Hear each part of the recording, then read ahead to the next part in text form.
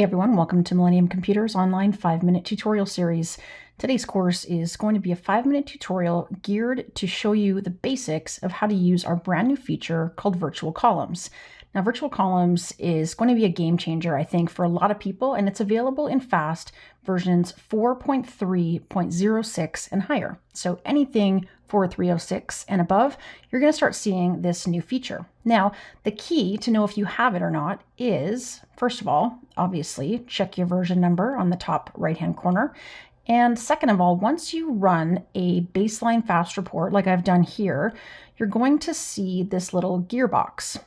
It says grid settings, and it's going to be available now on FAST baseline reports and also on custom reports, where you can now enable virtual columns both at the individual end user level and also globally as an administrator. So this is going to be completely module neutral, but I'm going to do a quick demo today from the HR reporting application just to start giving you a picture of how to use this tool and different ways maybe that you might want to use it. So let me show you a basic example using this report.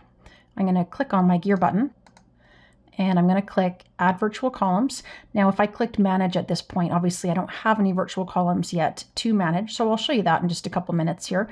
But let's click Add. And the first thing, of course, is this worksheet is going to pop up and I need to format this in some way. So let's give our first virtual column a title. I'm going to call this Total Deduction, and I'll show you what we're actually trying to capture here in just a second. Now, the width of the columns defaults to be 100 pixels. Now, this is going to be more clear as you do a few examples. What you want to imagine here is that an average column is going to be about 80 to 100 pixels, and that's usually the amount of space you need to put something like an employee number or a student number or something like that. So if you know that you need more space, make that wider, and if you know you need less space, you can always make it smaller to save a bit of room on the page. So I'm going to make this, actually I'm going to leave it at 100 and see how that looks. And don't forget, you guys, you can always come back and modify it down the road. You're not stuck with your first decision on this page.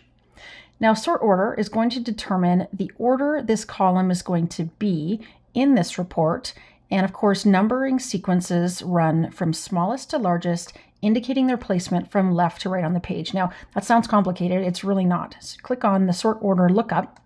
And this is going to be a tool that allows you to see the current state or sort order of all the columns in this report.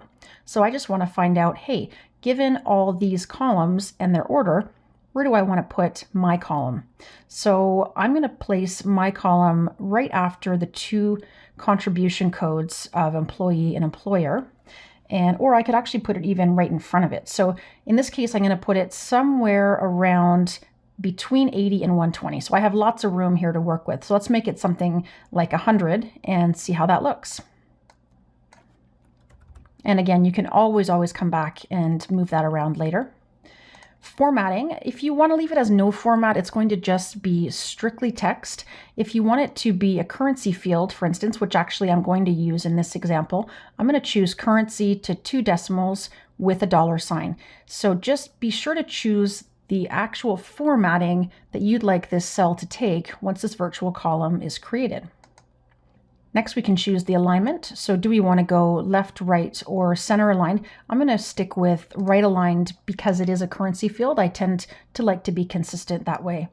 Calculate footer total is kind of cool. It lets you actually calculate all that information in the bottom of the footer in that FAST column. So if I just scooch this over here, notice how in my currency fields now, employee, employer at the bottom, I have calculated totals. And that's going to be the same in pretty much all FAST applications that involve dollar amounts or some sort of calculation. We're going to enable this, obviously, and what I'm going to do is now have to create a formula. Formulas may take a little bit of trial and error, but in general, what we're trying to get at here is what type of virtual column do we want? What is the data source of this column? And to tell you the truth, there are a ton of different ways you can use this. One way would be to create one column based on the data in 2 columns. So let me just move this over a little bit over here now and show you an example. What if I wanted to merge or concatenate my columns for class and status? Maybe I wanted to say class dash status. So a class of CS, a dash, and a status of active. I could actually create one column based on merging the contents of two other columns. I could also just create a straight up duplicate of one of my existing columns. That would be a really cool idea if you want to use virtualizations. Now, before we go too much farther, I want to mention there are full-length tutorials devoted to all of these topics. I just want to give you a quick overview in today's 5-minute course. What I want to do is show you how to use mathematic formulas. So I'm going to take my employee and employer amounts, which are these guys here, and I want to add them together. So I'm going to say employee, click add field, and it's going to start creating that for me.